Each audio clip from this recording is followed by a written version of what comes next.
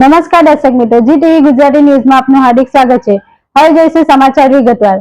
સુરતના બાળકો હવે બનશે વૃક્ષ મિત્ર। પાલ પોલીસ અને જિંદગી જીવદયા ટ્રસ્ટનો પ્રશંસનીય પ્રયાસ। વર્તમાન સમયમાં જ્યારે પર્યાવરણનું જતન અનિવાર્ય બન્યું છે, ત્યારે સુરત શહેરમાં એક અત્યંત પ્રેરણાદાયી પહેલ જોવા મળી છે। જિંદગી જીવદયા અભિયાન ટ્રસ્ટ દ્વારા પાલ પોલીસ સ્ટેશનના સંયુક્ત ઉપક્રમે કવિ શ્રી ઉષ્ણસ પ્રાથમિક શાળા ખાતે વૃક્ષોના જતન અંગે વિશેષ જાગૃતિ કાર્યક્રમનું આયોજન કરવામાં આવ્યું હતું। બાળકોએ લીધી પર્યાવરણ બચાવવાની પ્રતિજ્ઞા। આ કાર્યક્રમમાં પાલ પોલીસ સ્ટેશનના પીઆઈ શ્રી બી.એ. ભટ્ટ સાહેબની વિશેષ ઉપસ્થિતિ રહી હતી। તેમણે શાળાના વિદ્યાર્થીઓને પર્યાવરણનું મહત્વ સમજાવતા વૃક્ષોના જતન માટેના શપથ લેવડાયા હતા। જિંદગી જીવદયા ટ્રસ્ટના પ્રમુખ શ્રી દીપભાઈ મહેતા અને તેમની ટીમ તેમજ પોલીસ કર્મીઓ દ્વારા બાળકોને વૃક્ષોના રોપા ભેટ આપવામાં આવ્યા હતા। આ વૃક્ષોને પોતાના ઘરે લઈ જઈને તેને ઉછેરીને વટવૃક્ષ બનાવવાનો સંકલ્પ બાળકોએ કર્યો હતો। આ પ્રસંગે શાળાના આચાર્ય અને શિક્ષકોએ પણ શાળાના મેદાનમાં વૃક્ષારોપણ કરી આ અભિયાનમાં સહભાગી બન્યા હતા। છોડને નામ આપો અને તેની સાથે મિત્રતા કેળવો। કાર્યક્રમ દરમિયાન પાલના પીઆઈ શ્રી બી.એ. ભટ્ટ સાહેબે બાળકોને વૃક્ષ ઉછેરની એક અનોખી અને સરળ રીત સમજાવી હતી। તેમણે કહ્યું કે માત્ર વૃક્ષ વાવવું પૂરતું નથી, તેનું જતન કરવું પણ એટલું જ જરૂરી છે। બાળકો, તમે જે છોડ વાવો તેની સાથે એક ભાવાત્મક સંબંધ બાંધો, તે છોડ સાથે સેલ્ફી પડાવો, તેને એક વહાલું નામ આપો અને દરરોજ તેની સાથે વાતો કરો।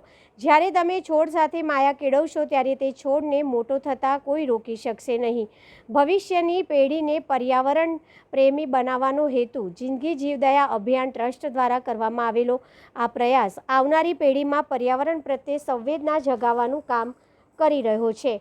દીપભાઈ મહેતા અને તેમની ટીમ દ્વારા કરવામાં આવેલી આ કામગીરીને શાળા પરિવાર અને સ્થાનિકો દ્વારા ખૂબ જ બિરદાવવામાં આવી હતી।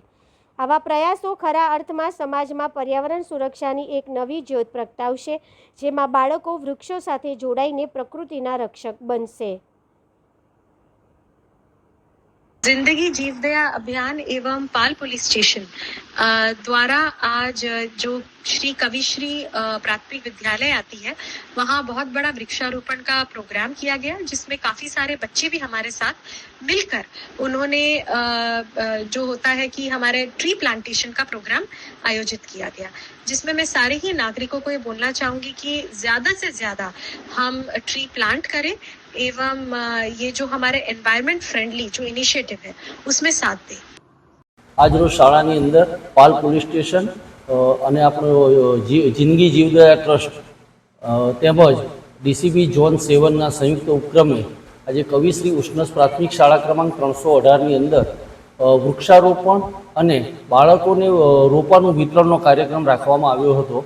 એ કાર્યક્રમ અન્વયે સુરત પાલ પોલીસ સ્ટેશનના પીઆઈ મેડમે બાળકો સાથે ખૂબ સારી એવી વાત કરી અને આ રોપાનું વાવેતર જ નહીં પણ એની સાથે એનું ઉછેર કરવાનું ખૂબ સુંદર મહત્વ એમને સમજાવ્યું।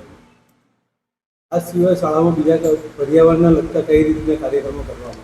પર્યાવરણને લગતા અમે શાળાની અંદર બાળકોને રોપાનું વિતરણ કેવી રીતે કરવું, એની માવજત કેવી રીતે કરવી, એનો ઉછેર કેવી રીતે કરવો અને આ જે વૃક્ષો છે એ આપણા જીવનમાં કેટલા ઉપયોગી છે એનો અમે વિગતવાર વારંવાર એમને સમજાવતા હોઈએ છીએ અને એનો જીવનમાં કેવી રીતે ઉપયોગ કરાય એ પણ અમે સમજાવીએ છીએ। અચ્છા, આ વૃક્ષો વાયા પછીની કઈ રીતે દરકાર રાખવાની આવે છે, તમે કઈ રીતે એનું મોનિટરિંગ? બાળકોને અમે નાના બાળકોને અમે સતત સમજાવતા રહીએ છીએ કે જેવી રીતે આપણું નાનું બાળક હોય ને મોટો માણસ બને છે તે રીતે નાના રોપામાંથી વૃક્ષનું સંવર્ધન કેવી રીતે કરી શકાય, એને કયા સમયે પાણી, ખાતર, એની માવજત કેવી રીતે કરી શકાય, એના સતત અમે બાળકોને સતત કહેતા રહેતા હોઈએ છીએ અને એનું યોગ્ય માર્ગદર્શન આપીએ છીએ।